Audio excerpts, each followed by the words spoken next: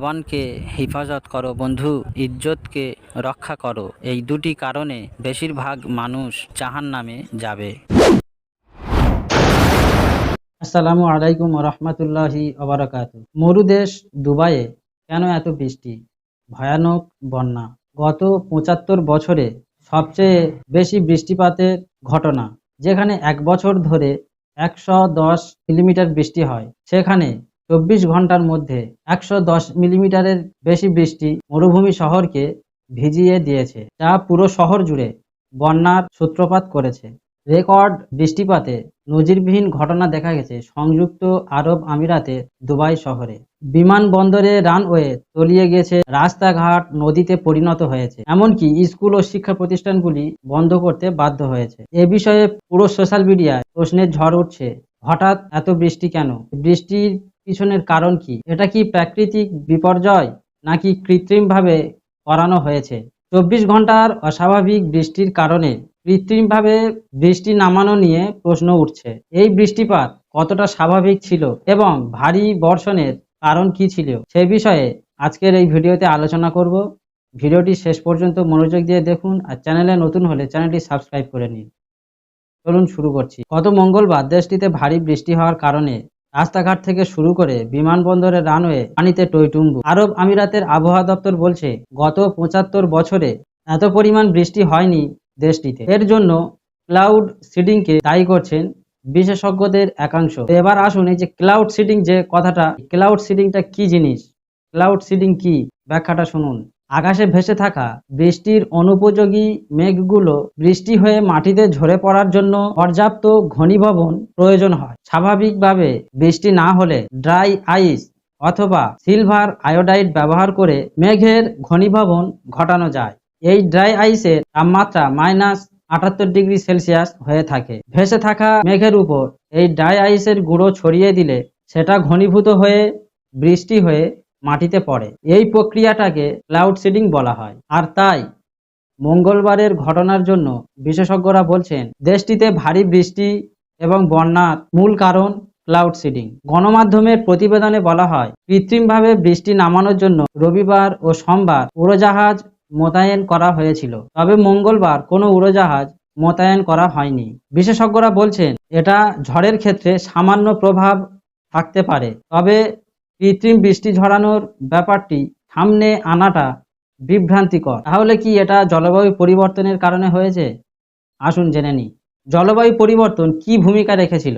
যেভাবে জলবায়ু পরিবর্তন হচ্ছে তার সঙ্গে রেকর্ড বৃষ্টিপাতের সম্পর্ক আছে। সাধারণত বেশি উষ্ণ বাতাস অনেক পরিমাণে আর্দ্রতা ধরে রাখতে পারে। প্রতি ডিগ্রি সেলসিয়াস তাপমাত্রা অতিরিক্ত প্রায় 7% আর্দ্রতা ধরে রাখতে পারে, যা বৃষ্টির তীব্রতা বাড়াতে পারে। ইউনিভার্সিটি অফ রিডিংয়ের জলবায়ু বিজ্ঞানের অধ্যাপক রিচার্ড অ্যালেন বলেন, বৃষ্টিপাতের তীব্রতা নতুন রেকর্ড গড়েছে, কিন্তু জলবায়ু উষ্ণতার সঙ্গে এর যোগসূত্র আছে। ঝড় সৃষ্টিতে এবং ভারী বৃষ্টি ঝরাতে আর্দ্রতার পরিমাণ যত বাড়বে, এর সঙ্গে যুক্ত বন্যা ক্রমশ শক্তিশালী হবে।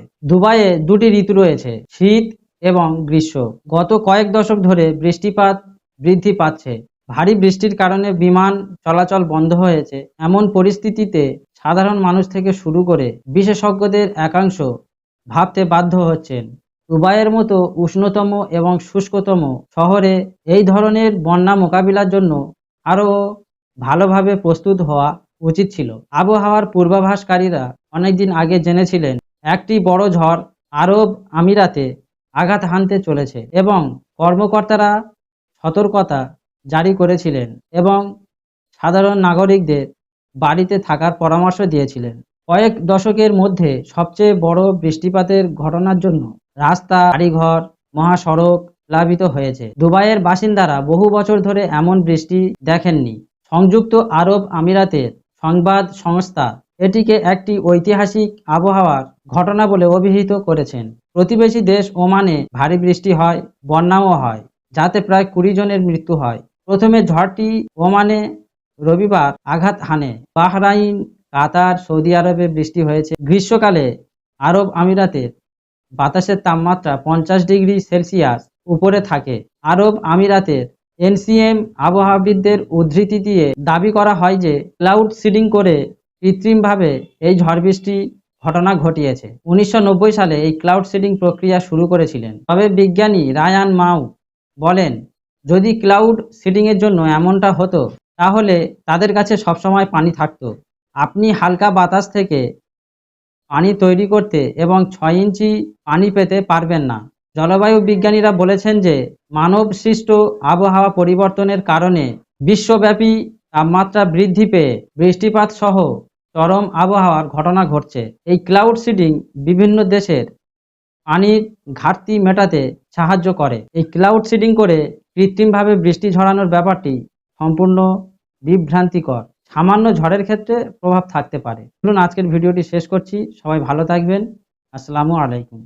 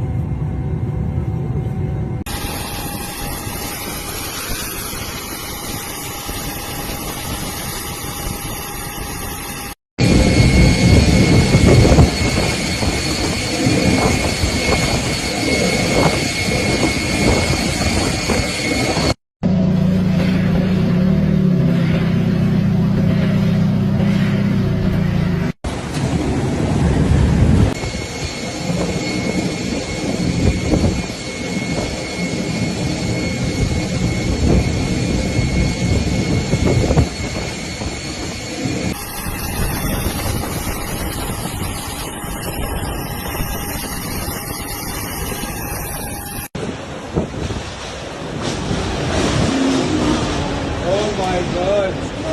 What the fuck? هذا عم سكر في another كثير قصص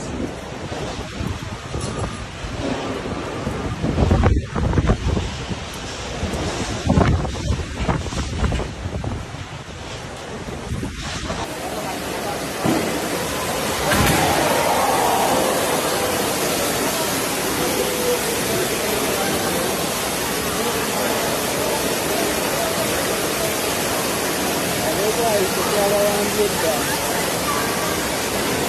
Kuala Lumpur,